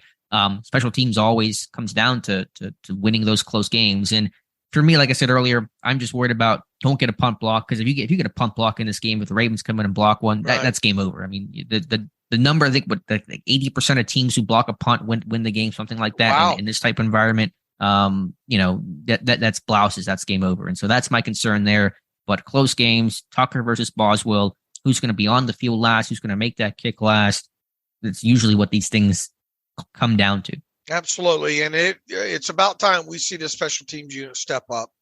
And Yeah. it Now, be them return make game. the play instead of Calais Campbell ends up special teams player of the week. Exactly. Yeah. I mean, that's what it came down to, a field goal block in a 2-point game. It's one of those splash plays that isn't a big return or something like that, but it's a big block. And again, if they don't have Campbell, what they lose defensively is important, but what they lose in that unit, because that guy's got, I don't know how many blocks he has. He's like the Ted Hendricks of this era. I mean, it's pretty wild. So that'll be a big loss for them as well. All right. Any final thoughts here on Baltimore? I think that covers it pretty well. Right. All right, Dave, before we make our picks for Week 17, including the Steelers-Ravens game Sunday night, let's hear from our friends over at MyBookie. All right, Alex, the holiday season is upon us, and MyBookie is in the giving spirit still with 12 straight days of giveaways, from odds boost to casino chips to straight-up locks. MyBookie's 12 days of giveaways is a can't-miss promotion. Started on December 21st, and it ends on January 1st. So you got a few more days for this. You can bring in the new year right with giveaways that can help you fill your stocking with cash this season. Sign up now at MyBookie. Use promo code TERRIBLE on your first deposit to redeem a bonus of up to $200. Again, that's promo code TERRIBLE to claim a brand new deposit bonus designed for bettors looking to get cash in and cash out quick. Experience sports in a whole new light and make this season a winning one. Bet anything, anytime, anywhere with MyBookie. And additional promo details, this new deposit bonus is a 10% cash bonus on deposits of up to $2,000. The minimum deposit amount is $50 and the maximum bonus amount is $200. This bonus only has a one-time rollover amount. It doesn't lock you in, which is a major pain point for online gamblers. Focus in when you're looking at this. Focus in on the cash in and cash out aspect of the bonus and not the total percentage of the money there. So take advantage of this before January 1st. Obviously, got a lot of bowl games on tap. Got the rest of the week 17 NFL action. And go to mybookie.ag and use promo code TERRIBLE at sign up there. All right, Dave, let's make our picks. We'll do the Ravens game, Steelers game, of course, last. We'll make the rest of our picks for a pretty eventful Week 17. And last night we both were laying the 14 points with the Dallas Cowboys against the Tennessee Titans. We're rooting for Josh Dobbs there, but our dead presidents were on the Cowboys minus 14. And it ended up being a push. It ended up being a 14 point game. So we're starting with a push in the category there. It's an ominous sign. I don't want to deal with a lot of ties this weekend. Right. I don't want that to continue. Right, because you give the man some money that way. Every time you have a push there, he gets a little bit of the juice. Carolina Panthers on the road against the Tampa Bay Buccaneers. The winner, Whoever wins is going to have a good shot at winning the division there. Tampa Bay laying 3 at home against the Buccaneers. I mean, the Panthers ran for 3 bills against Seattle, so credit to them. But I think that Buccaneers' run defense has still been pretty sturdy. So I want to give the Panthers their due in what Steve Wilkes has done, but I'm going Tampa Bay. Yeah, I think this is a game that Tampa gets their mojo back in. I think they blow them out, to be honest with you. I'll take Tampa, lay the 3 points here. Cleveland Browns on the road against the Washington Commanders. What's going on over there? What was the quote over there in Cleveland? Deshaun Watson's checked off the box that he can play in the cold or something like that. And what did he score, like 13 points or 14? It was crazy coming out of Mary Kay Cabot. I had to look, double check, make sure that wasn't a joke or something there. Browns on the road against the Commanders. Commanders laying 2 at home against the Browns. Yeah, it's Carson Wentz taking over for Washington. Again, I will say Watson has not played well. He got hurt by some drops in that game by Njoku, I think by Cooper as well, that maybe skewed his box score stats a little bit. What's the line on this one again? Washington laying 2 at home.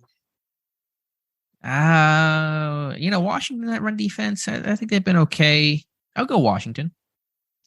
I think the Browns get that running game going and get a field goal at the end to win this one. I'll take the Browns plus the 2 points. Saints on the road against the Eagles. Eagles laying 6.5 at home against the Saints. It's an interesting game. I know the Eagles have not yet officially announced their quarterback. I assume it'll still be Gardner Minshew for at least one more week. I'm still going with the Eagles, though. Yeah, I think they'll get it done in this game. They didn't have a good game, especially defensively against the Cowboys there. I'll take the Eagles late of 6.5 points. In the Who Cares Bowl, the Battle of the Birds, Cardinals at the Falcons. I think the Cardinals are going to have you think they're going to clean house here after the season? Falcons laying 3.5 at home against the Cardinals, who, by the way, J.J. Watt's retiring. So the next to last game for him. Yeah, what a career for J.J. Watt. Unfortunately, had it not been for injuries, it would have been even a greater career. Will they clean house? It's possible. It's an unhappy marriage, it appears, between Cliff Kingsbury and Kyler Murray. Even Kime might be out over there, you know? Yeah, well, I guess he's currently gone, right? He's on a health issue or something. I'll go with the Falcons. I'll go to Falcons with you. Later 3.5 points in this one. The Bears at the Lions. Lions laying 6 points at home. Bears playing out the string. Chase Claypool says, hey, the Bears made the right deal here, giving up a second-round draft pick for him. However, he's missed the last couple of games with a knee injury, and he's kind of questionable for this one as well, too. Even if you have him on the field, I don't know if they've got enough receivers to throw to all the injuries they've had. Mm-hmm. Lions laying 6 points in this one, Alex. Yeah, Lions bounce back. I'm taking Detroit. Yeah, Claypool says he's smiling about this trade. Is he the only one, though, at this point? I think it might be some buyer's remorse. Yeah, Steelers are probably smiling about it, too, right? It's the people smiling are Chase Claypool and Steelers fans, and that's it. Yeah, look, if you can't find the sucker at the table, right, you're probably the sucker. You're him. yeah, there you go. You taking Lions or Bears? I'm taking Lions, late of 6 points. Jacksonville Jaguars on the road against the Texans. This really is this game really don't mean much to Jaguars either, right? I mean, it's all about next week here. Jaguars laying 4 points at home. I mean, on the road, laying 4 on the road against the Texans. I don't believe they're resting people, though, the way Tennessee is. Maybe I haven't been too plugged into that, but I have not heard they're resting people the way Tennessee did. But you're right. Winner of that next week game against Tennessee, Jacksonville takes the South. I'm still going with Jacksonville. I will as well. I'll lay the 4 points in this. Dolphins at the Patriots. This one is the game that should have been flexed, if you ask me. Yeah. Patriots laying 3 at home against the Dolphins, who probably going to be without Tua. I'm picking on pure emotion and want and trying to wish it into existence. So I'm taking the Patriots because I don't want to stay up till 4 a.m. just to see Pittsburgh have a game that does not mean anything for their playoff status. Yeah, I'm going to be with you too. My heart's bleeding all over this one here. Go Pats, go. Lay the 3 points. Colts on the road. I can't believe I just threw up in my mouth a little bit there. Colts on the road against the Giants. Giants laying 5.5 against the Colts. Nick Foles might be the least mobile quarterback in NFL history, and I watched Ben last year. That really says something. Matt Ryan, his teammate, has that, but he's not playing. So I think Ryan's more mobile than Nick Foles was. I've never seen a quarterback it was the worst I've ever seen. Jonathan Taylor's not playing. The Giants, they're going to win this one. Give me the Giants late of 5.5. I'm with you. It's not a great week 17 of games. No, it's not. Yeah. Denver Broncos. What'd you think about Nickelodeon? Did you watch any of that? That was fantastic, man. They're kind of fun. Good for them. And did you see the Patrick Star? Yeah, that was good for them with that. That made that game a lot more interesting against the Rams. Watching some of that stuff and the Gronk elf and all. I like what they're doing there. Kansas City on the road laying 12.5 against the Broncos. Yeah, Nathaniel Hackett fired. The replacements, that guy that the Hackett hired as the consultant. Very crazy situation there. You know, the Chiefs don't always cover these things. I'm going with Denver. They get a little bit of life just in that post-firing world, but Chiefs still win. But Broncos cover. Yeah, I understand why you go that way. The old boost from the new, like a Steve Wilkes type situation there. I'm not buying it. Give me the Chiefs to blow them out. I'll lay the 12.5 big number in that. Jets, Jets on the road against the 12th man against the Seahawks up there. Believe it or not, the Jets are favored by 1.5 on the road here. The Steelers really need a Seahawks win. Yeah, Mike White being back for them is a huge boost. I'm not going to wish this one into existence. I'm going to go with the Jets. Wow. And if the Jets win this, then the Jets would have to tie, assuming the Dolphins beat or lose to the Patriots, then we would be rooting for a Jets Dolphins tie in week 18. Okay. Seahawks are going to beat them, Alex. They're going to beat them by a field goal late here. I'll take the 1.5 here. 49ers on the road against the Raiders. No car in this one. 49ers laying 9.5 in Vegas here. Yeah, no car in the garage of this game, and will that car ever come back? And I don't know if that's going to happen. Big decisions this offseason. Jarrett Stidham starting against that 49ers defense, which is among the best in football. I'm going San Fran. Oh, I'm with you. 49ers laid a 9.5 points in this. Vikings on the road against the Packers. I think the Packers, things are turning around. The cards are shaping up for them to maybe sneak in this thing somehow. Packers laying 3.5 on the road at home against the Vikings at Lambeau Field. Yeah, we'll see what Christian Watson's doing, but it's coming together at the right time for Green Bay making that last playoff push. I'm going with the Packers. I'm not buying it. I think I think Minnesota's a better team here. I think Minnesota ends their dream this week. I will take Minnesota even straight up on this, and I want that 3.5 points. Rams on the road against the Chargers here. The Chargers have clinched a playoff spot as of this past Monday. Chargers laying 6.5 at home against the Rams and Baker Mayfield. Yeah, I think the Rams find a way to cover this one at the least. So maybe the Chargers have a little less to play for overall. Maybe they're going to try to rest some guys. I'm going with the Baker Mayfield. This is going to be a touchdown game on the money. It'll be 7-point game. So give me the Chargers. I'll lay that 6.5. Thank you, Vegas, for that 0.5 point there. Buffalo Bills on the road against Cincinnati. Bills laying 1 against the Bengals in Cincinnati. Big game of the week, Monday night to finish this one It'll be off. a good one to watch, isn't it? It will be, yeah. Man, which one do I want to go? That's going to be it's basically a pick 'em. It's a 1-point line there. I'll lean the Bengals. I think their defense is a bit better. Buffalo's had some injuries. No Vaughn. Their safeties have been hurt. I'm going Cincinnati. Don't they get like Hubbard back or something this week as well too at defensive end? I think so. I think he's working his way back here. I'm with you, Alex. I think Cincinnati wins this straight up at home. I will take that point. We'll circle all the way back to Sunday night here, Alex. Ravens at home hosting the Steelers.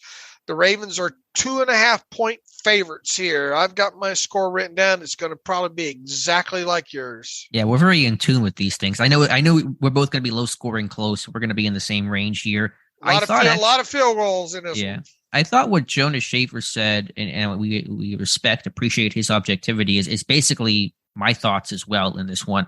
I don't think Baltimore's going to run for 215 again. I don't think Pittsburgh's going to throw 3 back-breaking, costly interceptions. And the Ravens offense, although they've controlled the football, have not put points on the board. And they got missing Campbell, missing Peters. Those are pretty substantial losses. So this thing's close. It's always last 5 minutes of the game, as it was in that first matchup. I'm going to be optimistic here, though, and say Pittsburgh 17, Baltimore 16.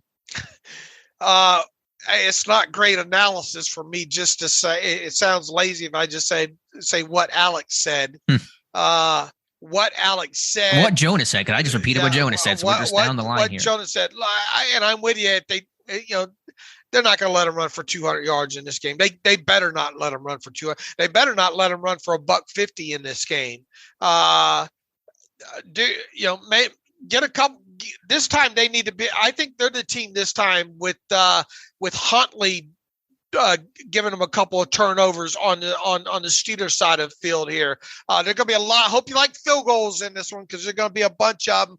I actually have the Steelers hitting the 19-point in this, so I have this written down as 19-16. I think I might have had that as my pick the last time around here as well too, but a lot of field goals in this game. I think the Steelers get one late to break the tie. 19-16 Steelers. They win one. They keep the Seahawks beat the Jets. The Patriots beat the Dolphins here. We're still talking about Steelers playoff potential in Week 18. All right, I love it. Hope you're right about that one. But yeah, so we both very close. You're 1916. I'm 1716. I knew we'd be in the ballpark on that one, and that's probably what it's going to be. Something very, this is not going to be unless something crazy happens, a 30 to 28 type of game. All right, shall we get to a couple of emails real quick? Yep, let's get to some reader emails and close out today's show. All right, I'm not going to read all of Bryce here. Blah blah blah. New Year, Steelers win. Blah blah. How hypothetical? You both asked some hypotheticals recently. Why did the NFL flex the Steelers-Ravens game? Answer: ratings. Cowboys were on Thursday, and the Steelers-Ravens could be winless, and it would still be a ratings winner with a rivalry story. That's the answer to that. Sure, I get why they did it. I just, my biggest fear is I think it would have been more intrigue potentially, and hopefully I'm wrong. Hopefully this ends up. They're gambling that the Ravens Steelers is really going to mean something, and I get that. And if it is, it might be one of the highest rated games for them on NBC this year. Yeah, I'm going to pull your Brian Windhorst and say, what does it mean? What does the NFL know they flexed this game? Did they get some intel on Tua situation before the rest of the public did? Do they have a feeling about how this Dolphins game is going to go to flex the Steelers game? Because you're right, they could have flexed the Dolphins game and made that one important as well. But I guess they had to kind of make a choice, and Steelers Ravens, as you said, is always a big ratings winner. How in the world did the Steelers lose to the Jets? He says, answer: poor play calling, design, turnovers, and Tomlin and Austin continuously rolling out Millette, Spillane, and coverage, making the game simple for Zach Wilson. Look, you want to circle one back to go back to if the Steelers don't make the playoffs, yada, yada. That Jets game is a good place to start with them being up, with the Jets having scored 2 touchdowns with less than 7 minutes left there. Number 3, what do you do inside linebacker? Do you bring back Robert Spillane? He says answer. I guess he's trying to answer kind of the hype of the things that we highlight there. He says answer: what do you pay a 5th linebacker special teamer? That's what you pay Spillane. And basically, I think I've said in so many words that minimum value guy. Well, you pay a number 3 linebacker. That's what you pay Bush. You bring back Robinson, of course. Well, Robinson's under contract. You bring back Jack and make him the number 2. Got to go out and find that solid number 1, which is a tall task. It'd be interesting to see if this team goes out and tries to find a number 1 linebacker in free agency. I guess add it to the list of the many guys they try to bring in. I think draft's the way to do it at this point. I think it's an important position, but you go D-line before inside linebacker. If you have a good defensive line, your inside linebackers will look better. But yeah, I mean, there's a lot of decisions to be made in that room. Steve Novakovic writes in, is this offensive line good enough? Can the Steelers look for upgrades for offensive line depth this offseason and not go all in on a second-day pick at left tackle or guard? Look for upgrades off and not go all in on a second-day pick at left tackle or left guard. I mean, they can look for upgrades, obviously, in free agency. I have a feeling if this team is going to do anything via upgrading the offensive line, they're going to do it via a draft pick, and probably within the first three selections, I would think, from where I'd sit right now. Yeah, I think trenches will be addressed early, whether that's O-line, D-line. It depends on a bunch of variables and, depends on what free agents are out there and what the market is and who you sign and who you can convince. And, there's a million ways this thing could go. So I still think they'll probably address something up front, but there won't be dramatic changes the way that there were. You won't have a whole new starting 5. You may have one new starting offensive lineman in 2023. I don't know. There won't be the wholesale changes there was just a couple of years ago.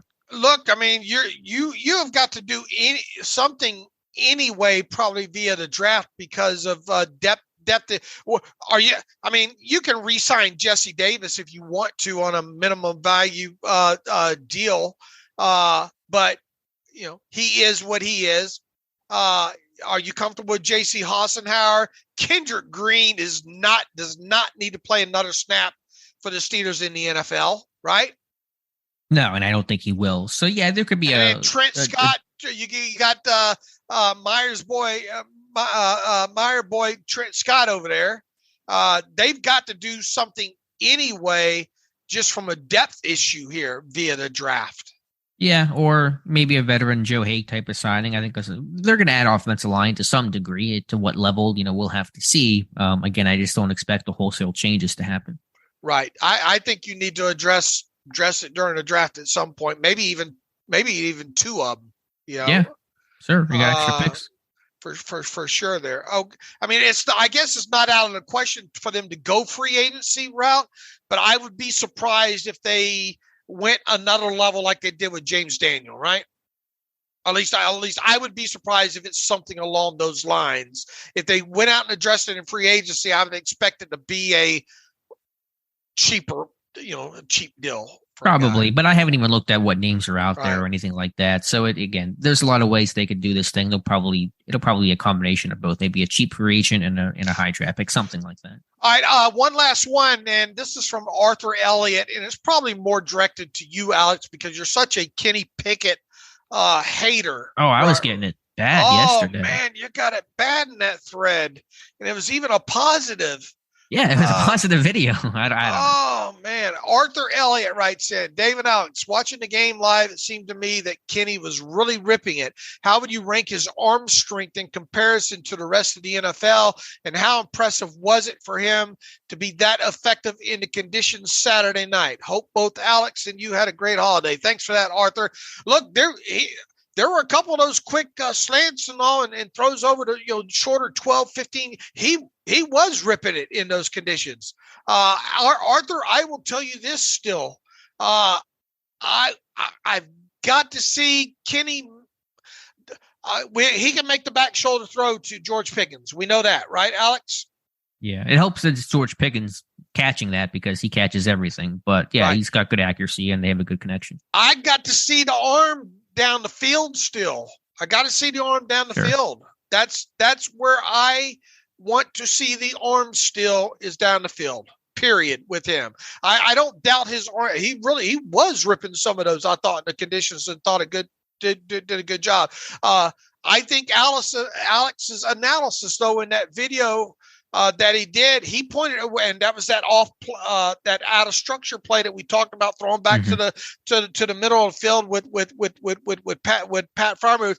That was fantastic. That was a play that got swept underneath the rug that people probably don't remember, a key play in that game.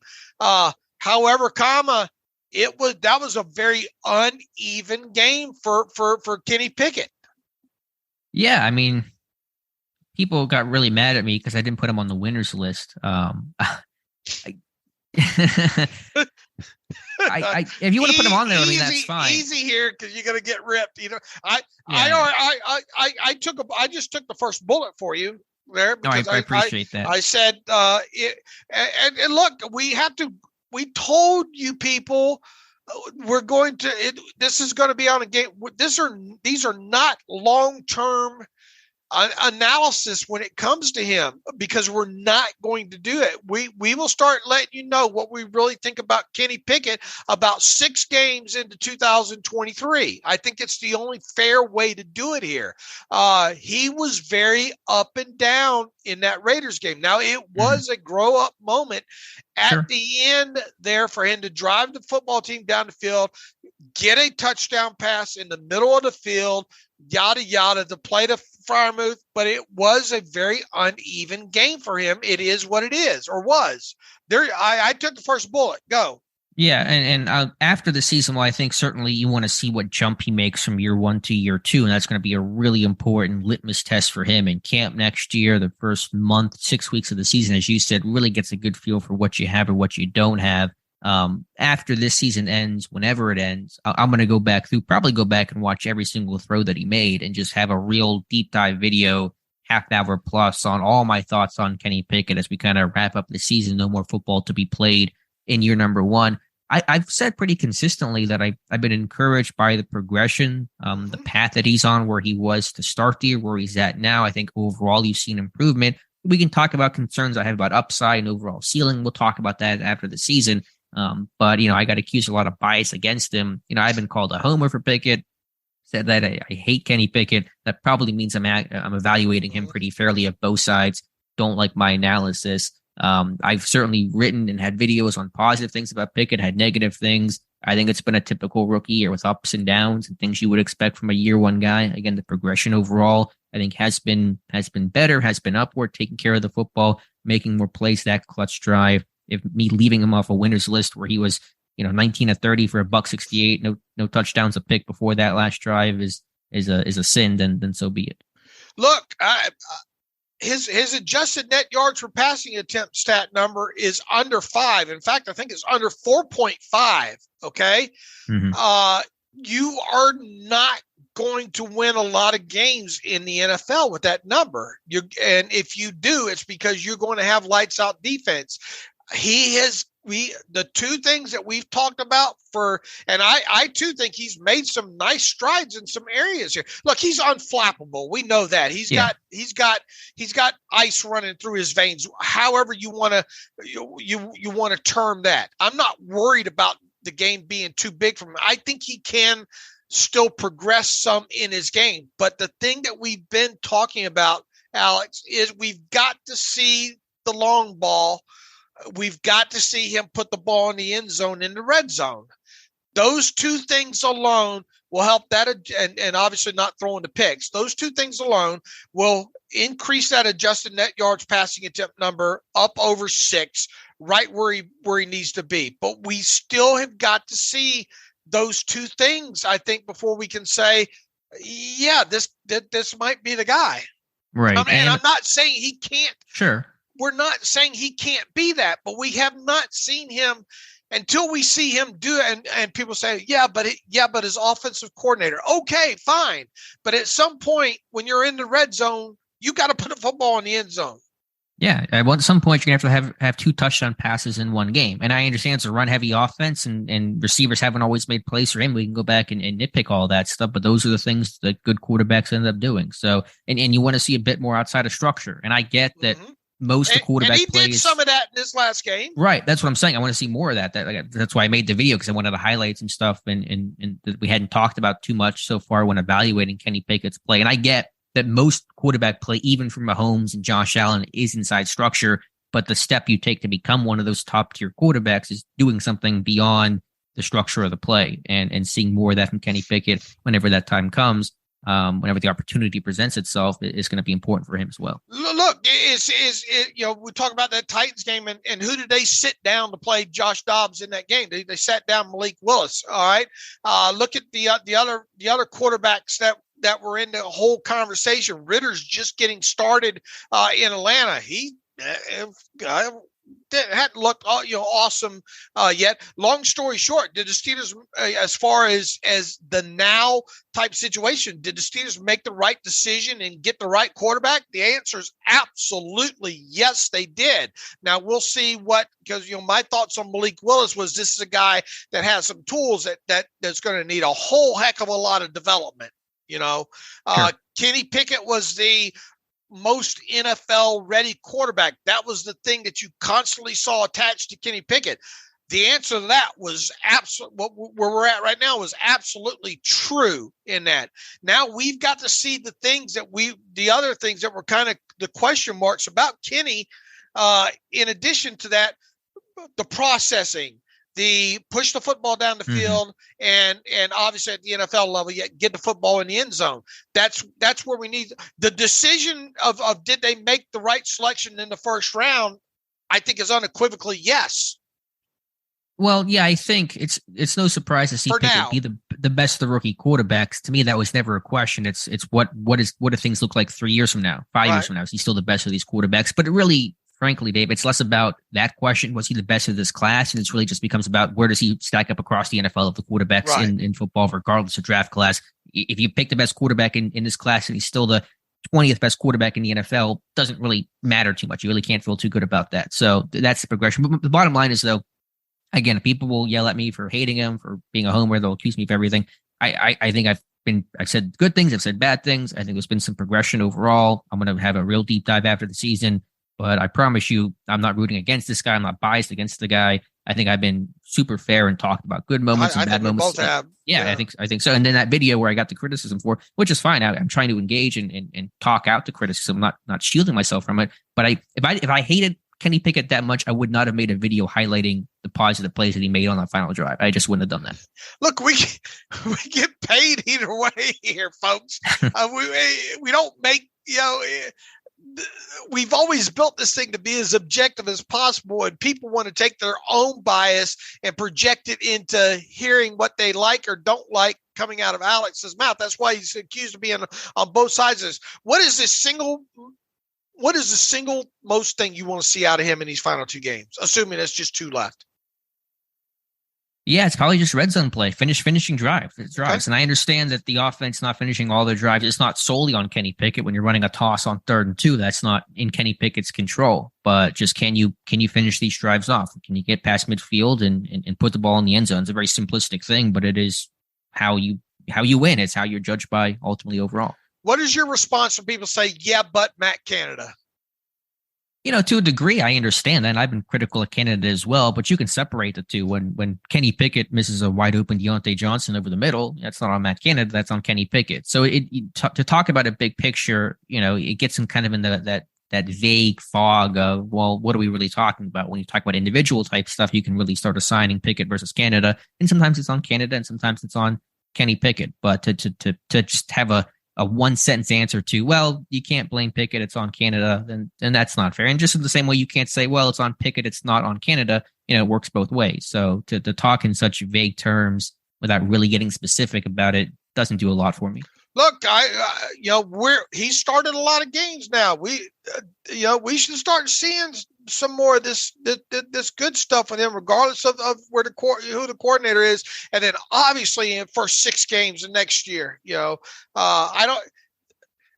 That's when I think we're really going to see what he is and what he isn't. I'll tell you this right now, though, and you're not going to like it, is he's not going to win in the NFL with adjusted net yards per passing attempt number as low as it is now. Whoever, whatever you need to do, coordinator, whatever, you got to get that number up. All right. Yeah. No quarterback wins for that number. End of story. That number does not lie. And it's under 4.5 right now. And that's absolutely for qualifying attempts in the NFL, that's last. My last thought on Kenny Pickett is, and maybe the disconnect of why I've been viewed as a bit more critical of Pickett than some others. At this point, Dave, in week 17, I don't really view him as a rookie anymore. This guy's right. 24 years old, 5-year college guy, pretty ready coming out. He's played a ton of football so far. I think everything before the bye, you kind of understood, they couldn't run the ball and there was so much on his plate and he was just starting out his career. I was kind of grading on a curve a little bit, but I've raised the bar some really since this bye week because, this run game has been better. There's been a lot less on Pickett's plate. The defenses have been quite as tough. They haven't been behind in games and trying to play catch up and really getting out of their game plan. So I think maybe I've been critiquing more than people like because I personally raised the bar on what I expect from Kenny Pickett more than maybe what some others are. You don't feel, he doesn't feel like he's a rookie being trotted out there right now. No, not to me. Maybe to other people, but I don't really see him in that light anymore. Because he is as cool as a cucumber. It's not, and it's never been too. From the moment he stepped on the field against the Jets, I have never thought to myself, man, that guy just in his eye, there's something in there that he it doesn't look too big for him at all, and it hasn't since snap one. Yeah, I wrote about a couple weeks ago that I said I don't know what kind of quarterback he'll end up being, but he's a great leader. He's already commanded the respect and the attention. Even from rookie minicamp, you kind of tell the way that he approached things and talked about things. You kind of felt like, okay, this guy gets it. He's going to be one of those leaders, one of those dudes. Everything beyond that, we'll have to see. But yeah, I think he's definitely someone that guys look up to and play hard for and has their respect and attention. On the flip side, I don't want to see him have to throw the football 40 times against the Ravens. No, I don't. But another reason why I've been grading him maybe a bit harsher is because they have had a run game. They have not played from behind. They've been in these games. They've been winning these games. And so it's not like it's the Eagles game or the Bills game where you have no run game. You're down by 25 points at halftime. And what do you expect Pickett to do in those moments? So we're not excusing other elements of this offense. They've been there required for this quarterback to have a better chance to succeed. And so I think, again, expectations raise when those things are there.